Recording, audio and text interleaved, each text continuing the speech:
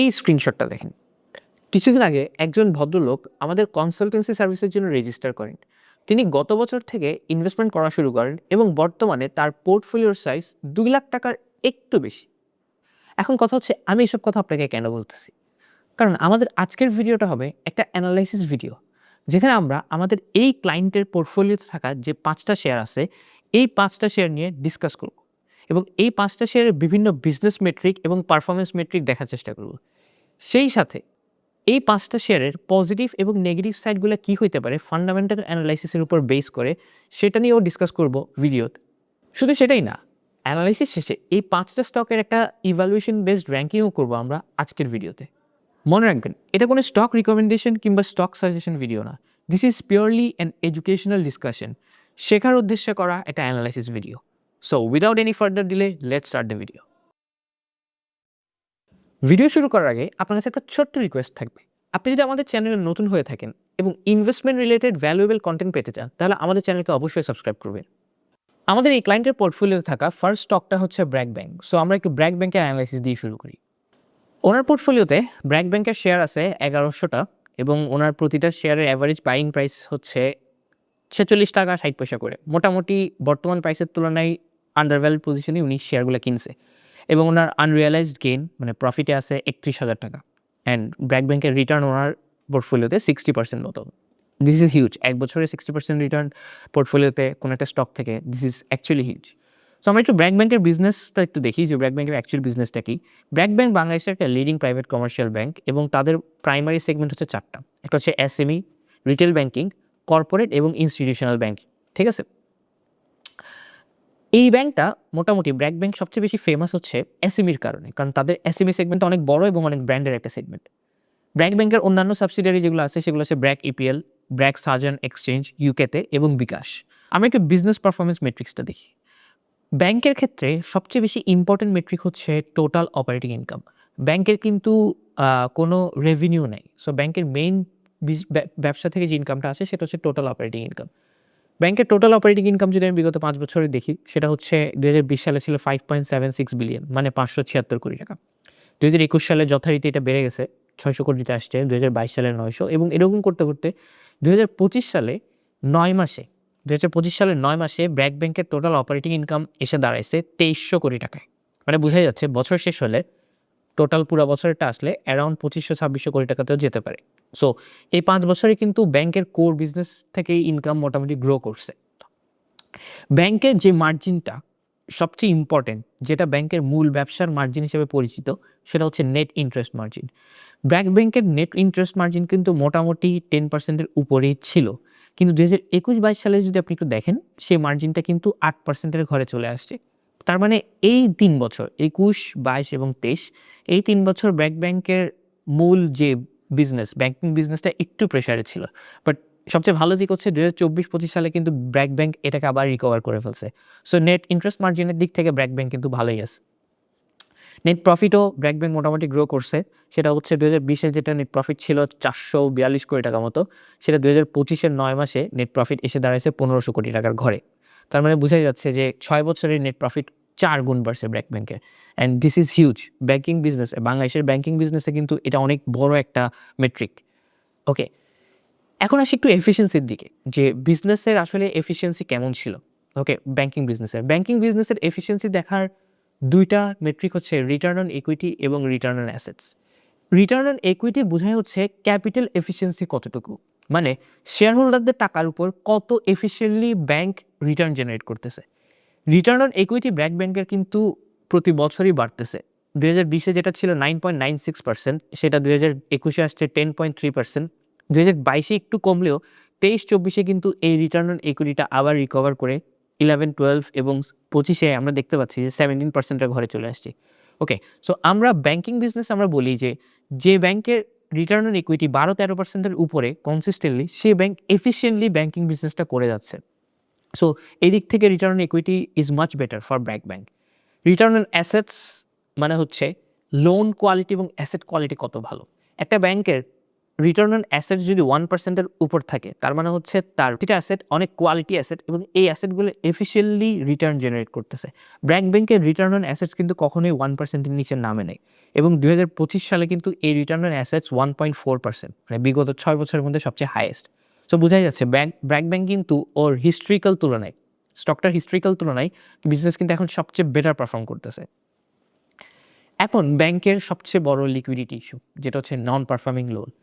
দেখেন আমাদের দেশে যে ব্যাংকগুলো দেউলিয়া হয়ে গেছে এগুলোর সবচেয়ে বড় কারণটা ছিল নন পারফর্মিং লোন, তার মানে খারাপ লোন। ওকে, ব্র্যাক ব্যাংকের নন পারফর্মিং লোন কিন্তু কখনোই 5%-এর উপর যায়নি।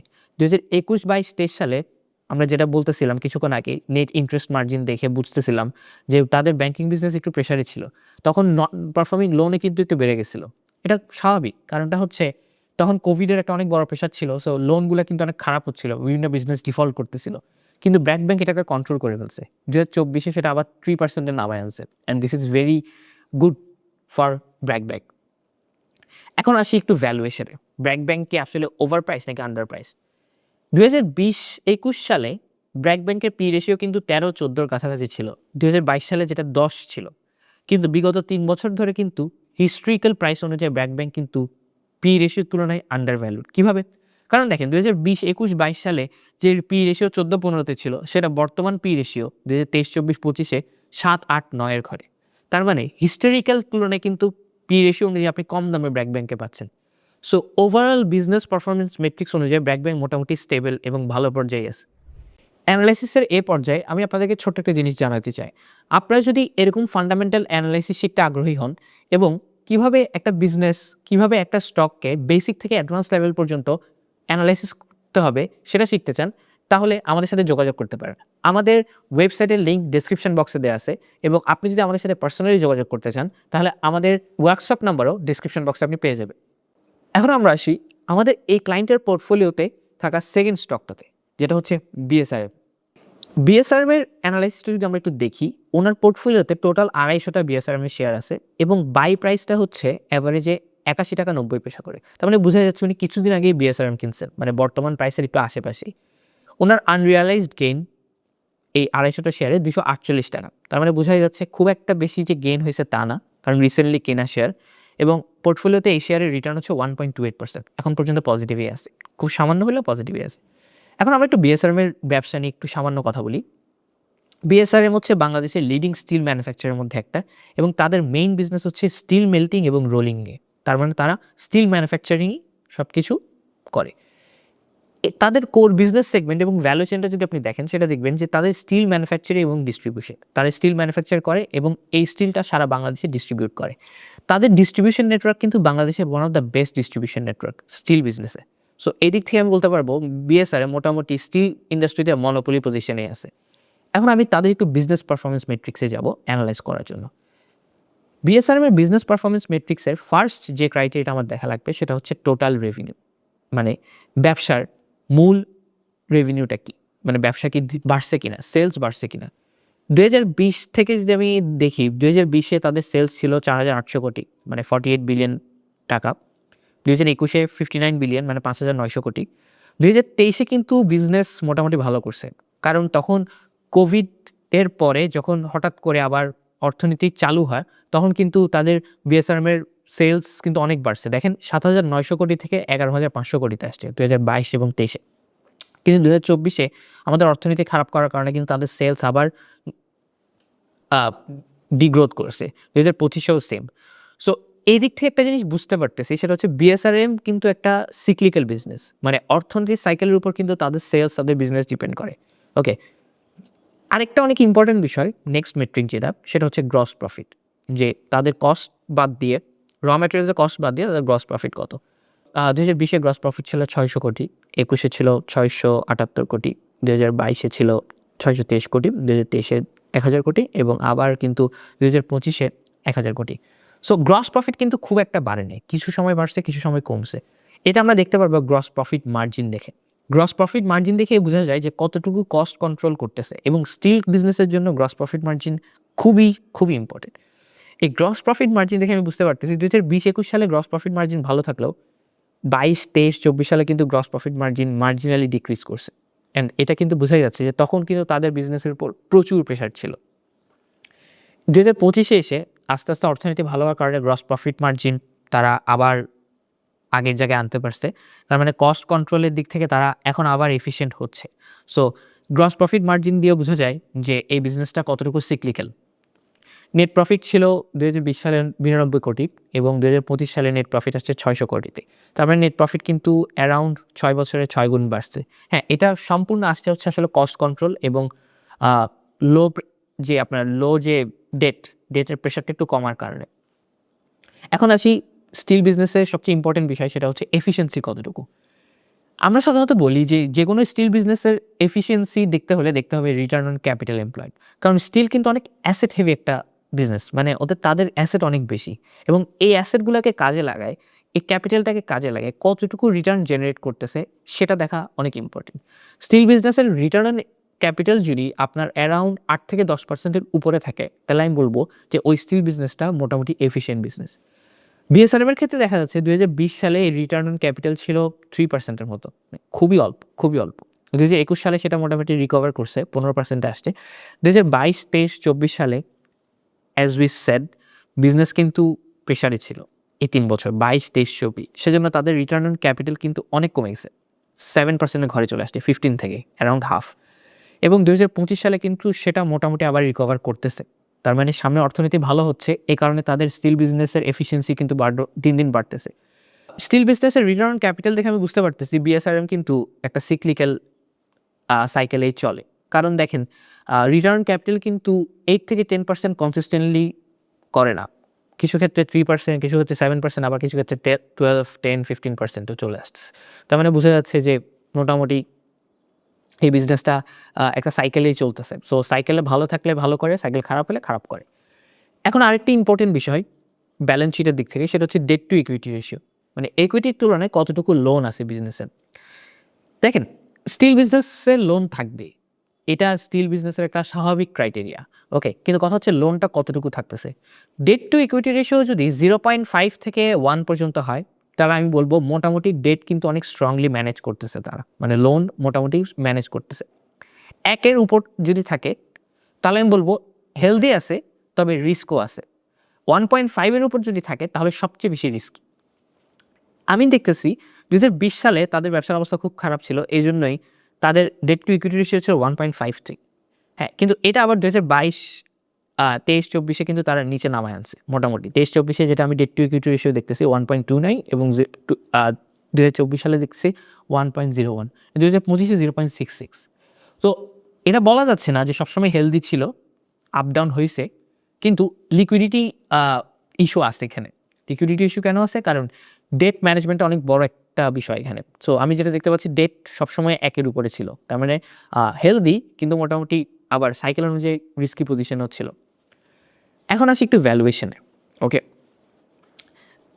2020 সালে এই বিএসআরএম এর পি রেশিও ছিল 13 তে, 12-13 দিকে। কিন্তু এই পি রেশিও 2021 এর পর থেকে কিন্তু কমতেছে। 2021 এ পি রেশিও ছিল 4.5, 2022 এ 9, 2023 এও 9, 2024 এ আবার 6, 2025 এ একদম লোয়েস্টে চলে আসছে 3 এ। এটার একটা অনেক বড় কারণ আমি বলব, সেটা হচ্ছে আমাদের শেয়ার বাজার কিন্তু খুব একটা ভালো করে নাই বিগত 3-4 বছর। এখানে ওভারঅল সব শেয়ারের দামই কিন্তু কম ছিল, ভালো হোক খারাপ হোক। সো এই কারণেই কিন্তু বিগত 2-3 বছর 2024-25 এই সালগুলাতে বিএসআরএম এর পি রেশিও একটু কম ছিল। ওকে? সো মোটামুটি বিগত 6-7 বছরের তুলনায় মার্কেটের কারণেই কিন্তু শেয়ারের দামটা কমে গেছে। এখন আসি শেয়ার হোল্ডারদের রিটার্ন, ডিভিডেন্ডের দিক থেকে। বিএসআরএম এর ডিভিডেন্ডে একটা ইম্পোর্টেন্ট জিনিস যেটা আমরা লক্ষ্য করতে পারতেছি, সেটা হচ্ছে বিএসআরএম এর ডিভিডেন্ড কিন্তু মোটামুটি বিজনেসের সাথে সামঞ্জস্য রেখে চলে। মানে বিজনেস গ্রো না করলে কিন্তু ডিভিডেন্ডও তারা সে বছর দেয় না ভালো। যেমন দেখেন 2020 সালে তাদের বিজনেস অনেক প্রেশারে ছিল। এজন্য তাদের ডিভিডেন্ড ছিল মাত্র প্রতি শেয়ারে ৳1.50। 2021 সালে বিজনেস একটু ভালো করছে, রিটার্ন অন ক্যাপিটাল দেখেন ভালো ছিল। এইজন্য তাদের ডিভিডেন্ড কিন্তু ৳5 হইছে। আবার দেখেন 2022, 23, 24 সালে রিটার্ন অন ক্যাপিটাল কিন্তু কমে গেছে। তার মানে বিজনেসের এফিশিয়েন্সি কমে গেছে। 7%, 7%, 9% এ চলে আসছে রিটার্ন অন ক্যাপিটাল। এইজন্য দেখেন ডিভিডেন্ডে কিন্তু একদম লোয়ার পর্যায়ে। ৳3.50, ৳2.50, ৳3.50। 2025 এ যখন রিটার্ন অন ক্যাপিটাল আবার ভালো করছে, 12% এ গেছে, তখন কিন্তু তাদের ডিভিডেন্ড আবার ৳5 আসছে। তার মানে বুঝতে পারতেছেন শেয়ার হোল্ডার হিসাবে আপনার রিটার্ন কমপ্লিটলি ডিপেন্ড করবে আপনি বিএসআরএম এর বিজনেস সাইকেলে কোন পর্যায়ে ঢুকতেছেন। হ্যাঁ, আপনি যদি ভালো পর্যায়ে থাকেন তাহলে আপনাকে ভালো রিটার্ন দিবে। কিন্তু বিজনেস যদি খারাপ পর্যায়ে থাকে, খারাপ সাইকেলে থাকে তাহলে আপনার রিটার্নটাও কিন্তু খারাপ আসবে। ওকে? সো আমাদের এই ক্লায়েন্ট মোটামুটি এখন কিছুদিন আগে শেয়ারটা কিনছেন। সো লং টার্মে সামনের বছরগুলোতে অর্থনীতি ভালো হলে বিএসআরএম এর সাইকেলটা ভালো হওয়ার একটা চান্সেস আছে। সো সামনে বিএসআরএম একটা ভালো ডিভিডেন্ড দিতে পারে এদিক থেকে। এই পর্যায়ে আমাদের পোর্টফোলিওতে থার্ড যে স্টকটা আসে সেটা হচ্ছে পাওয়ার গ্রিড কর্পোরেশন বাংলাদেশ। এটা একটা সরকারি কোম্পানি। সো এটার অ্যানালাইসিসটা আমরা একটু দেখি। ওনার পোর্টফোলিওতে মোটামুটি ১,০০০ শেয়ার কিনা আছে এই পাওয়ার গ্রিড কর্পোরেশনের এবং প্রতিটা শেয়ার কিনছে উনি অ্যাভারেজে ৳৩৪.৯০ করে, অ্যারাউন্ড ৳৩৫ কাছাকাছি এবং পোর্টফোলিওতে আনরিয়ালাইজড গেইন হচ্ছে ৳২৮৭৪ লস। আসলে ব্র্যাকেট মানে হচ্ছে এখানে লসে আছে উনি এবং ওনার পোর্টফোলিওতে এই শেয়ার থেকে রিটার্ন হচ্ছে -8.2%। এখন আমরা একটু পাওয়ার গ্রিড কোম্পানি নিয়ে একটু কথা বলি। পাওয়ার গ্রিড কোম্পানি আসলে বাংলাদেশের সরকারি একটা কোম্পানি, যে কোম্পানির কাজ হচ্ছে আমাদের যে পাওয়ারটা জেনারেট হয়, পাওয়ার কোম্পানিগুলো যে পাওয়ারটা জেনারেট করে, এই পাওয়ারটাকে বিভিন্ন ঘরে ট্রান্সমিট করাই হচ্ছে পাওয়ার গ্রিড কোম্পানির কাজ। তার মানে এটা মূলত একটা সরকারি ট্রান্সমিশন কোম্পানি এবং পাওয়ার গ্রিড কোম্পানির একটা ভালো দিক হচ্ছে কি, পাওয়ার গ্রিড কোম্পানি কিন্তু বাংলাদেশের মনোপলি একটা কোম্পানি। এই যে ইলেকট্রিসিটি ট্রান্সমিশন হচ্ছে এটা পাওয়ার গ্রিড কোম্পানি ছাড়া আর কোনো কোম্পানি করে না। ওকে? সো আমরা এবার একটু বিজনেস পারফরম্যান্সে যাই। বিজনেস পারফরম্যান্স মেট্রিক্স যদি দেখি, প্রথমে আসবে হচ্ছে রেভিনিউ। ২০২০ সালে পাওয়ার গ্রিড কোম্পানির রেভিনিউ ছিল ১৮০০ কোটি, ২০২৫ সালে হচ্ছে ৩১০০ কোটি টাকা। ৬ বছরে বিজনেস বাড়ছে, এটা বোঝা যাচ্ছে সেলস থেকে। আমরা একটু দেখি প্রফিট করতে পারছি কিনা। নেট প্রফিটের যদি আমি একটু আসি, নেট প্রফিটের অবস্থা কিন্তু খুব একটা ভালো না। ২০২০-২১ সালে পাওয়ার গ্রিড কোম্পানির নেট প্রফিট ছিল ২৪৫ কোটি এবং ২১ সালে ছিল ৩০০ কোটি। কিন্তু ২০২১ সালের পর থেকে কিন্তু কনসিস্টেন্টলি এই নেট প্রফিটটা কমছে। ২০২২ সালে নেট প্রফিট চলে আসছে ১২১ কোটিতে। ২০২৩-২৪-২৫ সালে এই কোম্পানি কমপ্লিটলি লসে। ২০২৩ সালে কোম্পানি লস করছে ৭২০ কোটি টাকা, ২০২৪ সালে লস করছে ৬১১ কোটি টাকা এবং ২০২৫ সালে লস করছে ২১১ কোটি টাকা। হ্যাঁ, লসের পরিমাণ কমতেছে কিন্তু লসে তো গেছে। সো এটা একটা নেগেটিভ দিক, এটা অনেক বড় নেগেটিভ দিক। যেহেতু লসে গেছে, প্রফিট মার্জিন ঠিক থাকবে না, বোঝাই যাচ্ছে। অলরেডি এই কোম্পানির নেট প্রফিট মার্জিন ছিল অনেক কম। ২০২০ সালে ছিল 13%, ২১ সালে 14%, ২২ এর পর থেকেই নেট প্রফিট মার্জিন কনসিস্টেন্টলি নেগেটিভে, কারণ কোম্পানি লসে গেছে। ওকে, এফিসিয়েন্সি যদি দেখি, কোম্পানির এফিসিয়েন্সি খুবই লো। দেখেন রিটার্ন অন ক্যাপিটাল 1.3%, মানে টোটাল ৳১০০ ক্যাপিটালের উপর এই কোম্পানি মাত্র ৳১ রিটার্ন জেনারেট করতেছে। সো অন্যান্য কোম্পানিগুলোর তুলনায় এটার এফিসিয়েন্সি অনেক কম। ২০২০ সালে রিটার্ন অন ক্যাপিটাল ছিল 1.3%, ২১ সালে সামান্য বাড়লেও ২০২২, ২৩, ২৪ কিন্তু এটা কমে আসছে। হ্যাঁ, লস করার কারণে কিন্তু ২৩, ২৪, ২৫ সালে এই ৩ বছরে কিন্তু রিটার্ন অন ক্যাপিটাল কিন্তু মোটামুটি নেগেটিভেও চলে গেছে। সো যেখানে এফিসিয়েন্সি কম সেখানে আবার এফিসিয়েন্সি নেগেটিভে যাওয়া, তার মানে এটা কিন্তু বিজনেসের দিক থেকে a very big red flag. Debt to equity ratio unabsorbably high. কারণ দেখেন যেখানে আমরা বলি যে ১ থেকে ২ এর উপর ডেট টু ইকুইটি রেশিও থাকাটা একটা রিস্কি জিনিস, সেখানে এই বিজনেসের ডেট টু ইকুইটি রেশিও কখনোই ৫ এর নিচে নামে নাই। শুধু ২০২৪ সালে ডেট টু ইকুইটি রেশিও 4.43, ২০২৫-এ 5, ২০২৩-এ ৫৬, ২০২২-এ ২১। তার মানে চিন্তা করে দেখেন ইকুইটি যেটা আছে, শেয়ার হোল্ডারদের যে ইকুইটিটা আছে এটার তুলনায় ডেট মানে লোন, ঋণ ২১ গুণ, ২২ গুণ, ৫০ গুণ পর্যন্ত গেছে। তার মানে কি পরিমাণ হাইলি লেভারেজড একটা কোম্পানি, বুঝতেই পারতেছেন। পি রেশিও তো ২০২২ পর্যন্ত বোঝা যাচ্ছে অনেক হাইতে ছিল। ২০২৩-২৪-এ পি রেশিও বের করার কোনো অপশন নেই, কারণটা হচ্ছে কোম্পানি লসে গেছে। এবং একটা জিনিস দেখেন, কোম্পানির ওভারঅল বিজনেস মেট্রিক্স যে ভালো না, ওভারঅল বিজনেস অ্যানালাইসিস দিয়ে আমি যেটা বুঝতে পারতেছি সেটা হচ্ছে কোম্পানি যে এফিশিয়েন্ট না, সেটা আপনিও তাদের ডিভিডেন্ড দেখে বুঝতে পারবেন। বিগত ৬ বছরের ডিভিডেন্ড বাড়ানো তো দূরের কথা, ২৪-২৫-এ তারা ডিভিডেন্ড দিতেই পারে নাই। ২১-২২-এও যে ডিভিডেন্ডটা তারা দিছে ওটা খুব একটা বেশি ডিভিডেন্ড না। ২০২০-এ ৳২ দিছে প্রতি শেয়ারে, ২১-এ দিছে ৳২, ২২-২৩-এ ৳১, তার মানে শেয়ারের তুলনায় আপনি যে দামে কিনছেন সেই দামে কিন্তু আপনি ভালো রিটার্ন পাচ্ছেন না।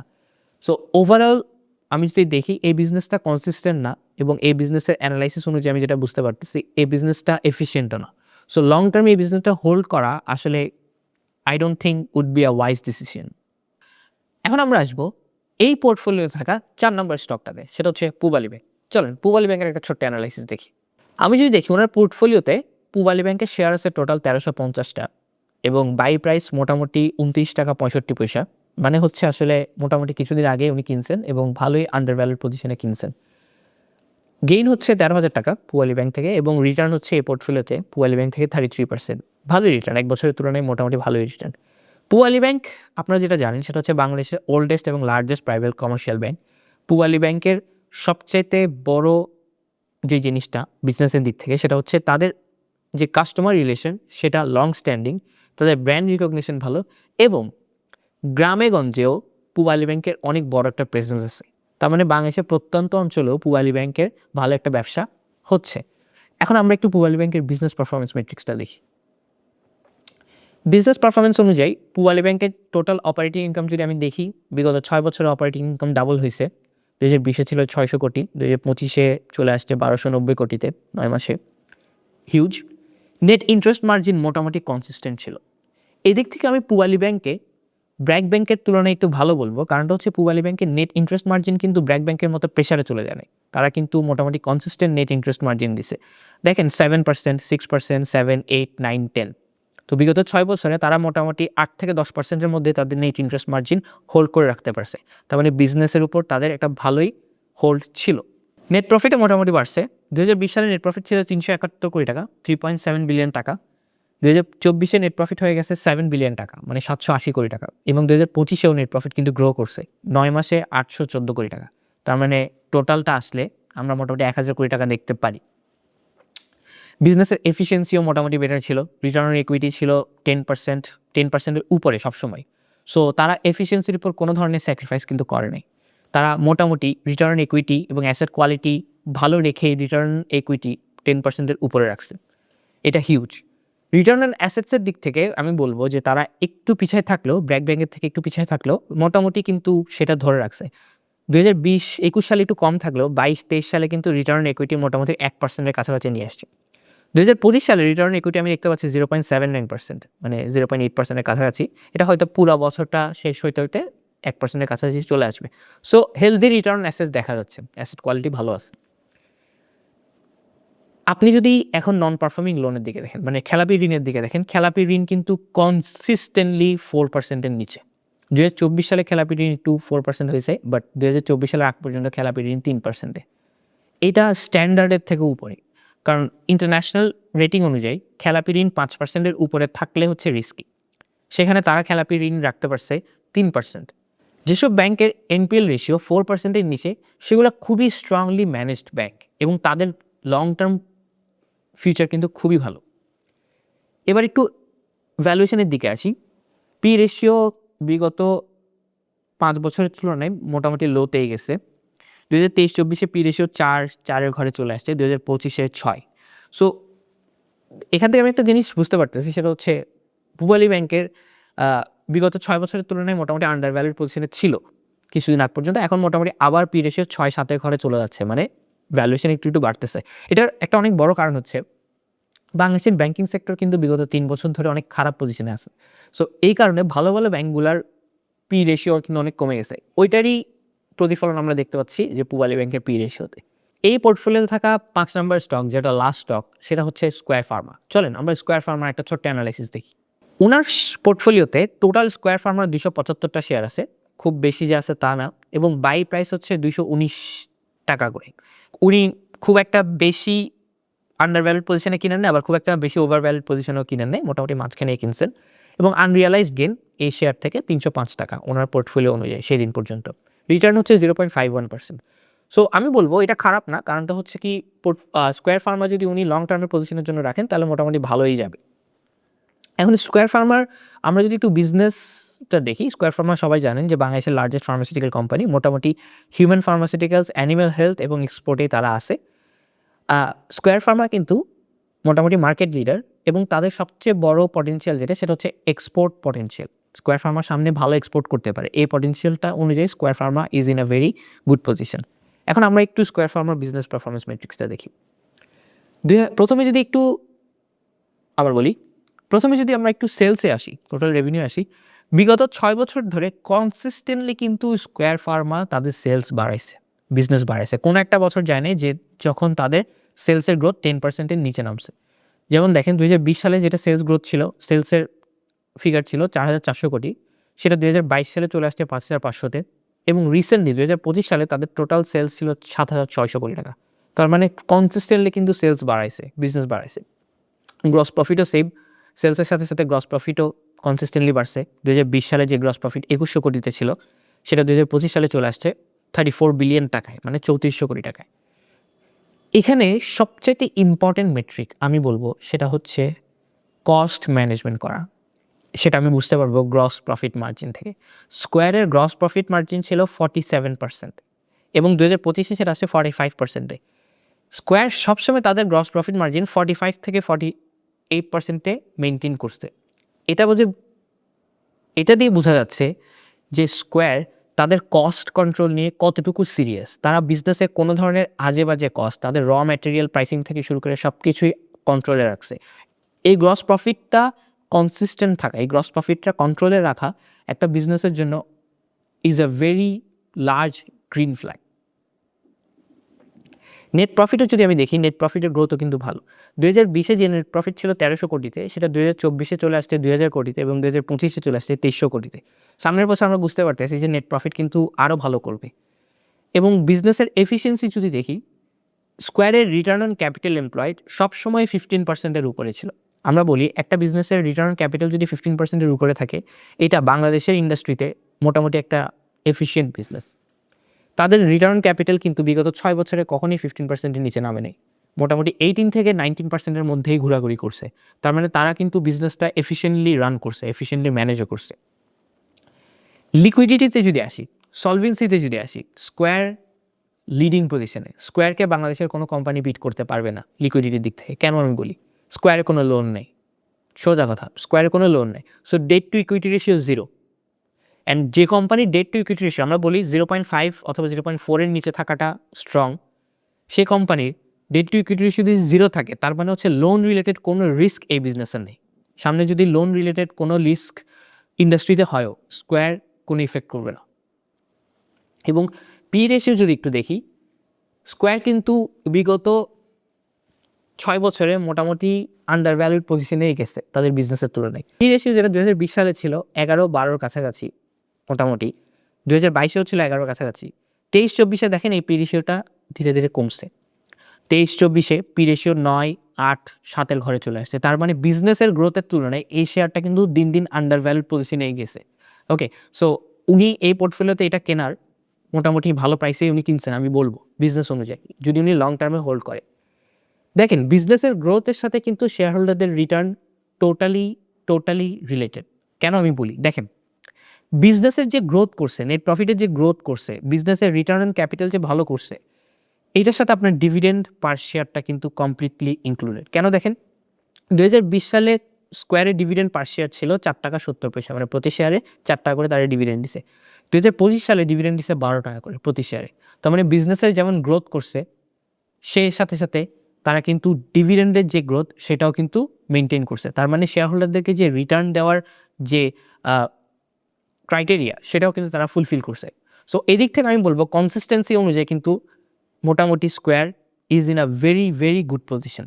অ্যানালাইসিস শেষ করার পরে আমি আপনাদেরকে বলছিলাম যে আমি একটা ইভ্যালুয়েশন বেসড র্যাঙ্কিং করব। এই ইভ্যালুয়েশনটা হবে আসলে 3টা মেট্রিকের উপর ভিত্তি করে। একটা হচ্ছে বিজনেস কনসিস্টেন্সি, একটা হচ্ছে প্রফিটেবিলিটি, আর একটা হচ্ছে সলভেন্সি। সো এই 3টা মেট্রিকের উপর ভিত্তি করে ফার্স্ট র্যাঙ্কিংয়ে যেটা আসতে চাই সেটা হচ্ছে স্কোয়ার ফার্মা। কারণ স্কোয়ার ফার্মার কনসিস্টেন্সি ভালো ছিল, বিজনেসটা প্রফিটেবল এবং তাদের সলভেন্সি রেশিও অনেক হাই। সো 1 নম্বর র্যাঙ্কিং আসতেছে স্কোয়ার ফার্মা।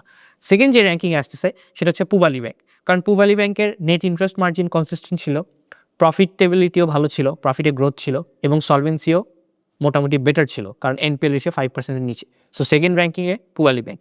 থার্ড যে র্যাঙ্কিংটা আমি করবো সেটা হচ্ছে ব্র্যাক ব্যাংক। ব্র্যাক ব্যাংকের কনসিস্টেন্সি মোটামুটি মাঝখানে একটু ডিগ্রেড করছে, কারণ তাদের নেট ইন্টারেস্ট মার্জিন একটু লোতে গেছে। সো কনসিস্টেন্সির দিক থেকে ব্র্যাক ব্যাংক মোটামুটি ভালো পারফর্ম না করলেও প্রফিটেবিলিটি এবং সলভেন্সির দিক থেকে ব্র্যাক ব্যাংক মোটামুটি ভালোই ছিল। সো ব্র্যাক ব্যাংকে আমরা দিব র্যাঙ্কিং 3। 4-এ দিব বিএসআরএমকে। বিএসআরএমকে 4-এ দেওয়ার কারণটা হচ্ছে বিএসআরএমের বিজনেস সিক্লিক্যাল বিজনেস, কনসিস্টেন্ট না। কনসিস্টেন্টলি কিন্তু রেভিনিউ প্রফিট গ্রো করে নাই, মাঝে মধ্যে কমছে, মাঝে মধ্যে বাড়ছে, সবসময় প্রফিটেবল ছিল। প্রফিটেবিলিটির দিক থেকে ওকে। সলভেন্সির দিক থেকে আমি বিএসআরএমকে ভালো পয়েন্ট দিব না, কারণটা হচ্ছে ডেট টু ইকুইটি রেশিও অনেক হাই।